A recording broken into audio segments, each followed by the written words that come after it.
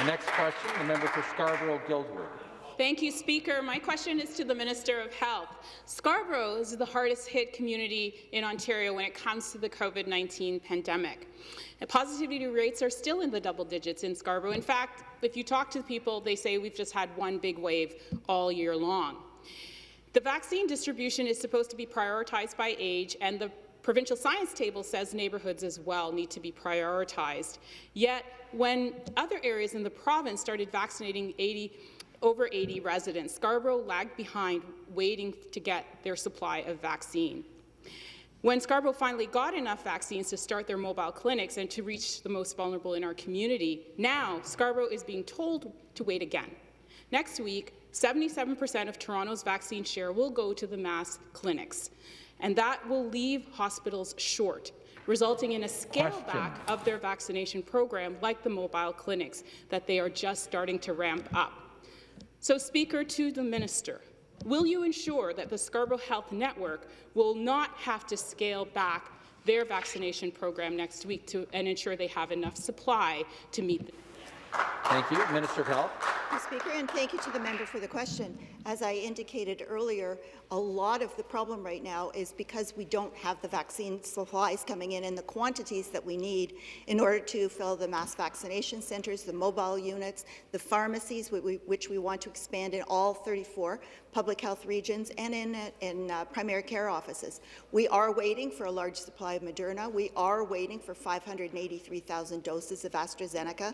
So the problems in Scarborough are in large part no different than the problems that we're experiencing across the province. We need those big supplies coming in from the federal government. However, we are targeting the vaccination campaign based on age and based on risk. There are a number of communities that have been identified as being at higher risk. Scarborough is certainly one of them. And what have we done? We have launched and implemented our high priority community strategy, providing $12.5 million to help local agencies deal with this. So we are paying attention to Scarborough and other areas at risk, as well as to our older communities. Supplementary question.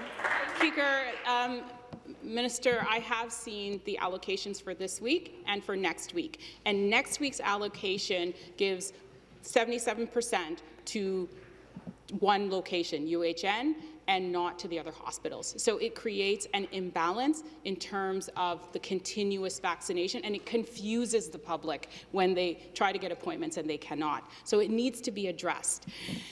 My question in follow-up to you is about the hospital. And I've spoken to you many times about the state of the hospital and the fact that it has been in the queue for many, many years now and needs to be advanced. We know that the ICU pressure on Scarborough is enormous. They are redirecting to Peterborough and to Kingston because of the number of COVID patients. They have well over 10% of the entire load in the province in this one hospital that needs to be renewed. So why is it that in this budget there was no mention of funding an advancement of a new hospital for the people of Scarborough, given the need and the state of the hospital? Minister of Health. Thank you. Well, as I'm sure the member will realize, there is a long plan that has to be established for a hospital redevelopment. There has been some money that has been established to redo the emergency department at one of these Scarborough hospitals. That is something that is absolutely urgent, but it's something that we are paying attention to. We know that there are concerns there. We know that the population is growing. We know that the infrastructure in some places is outdated, and it is on the list of projects to be completed. It is something that we know Scarborough is dealing with in terms of number of COVID patients in the hospital right now. That is why we have developed 3,100 new beds since the beginning of the pandemic, and the government recently allocated another $125 million to create 500 more spaces. In some cases, people do need to be moved from one location to another, but we have built up the capacity so that anyone who needs to be in a hospital to receive COVID treatment or other treatment will be able to receive treatment in their area.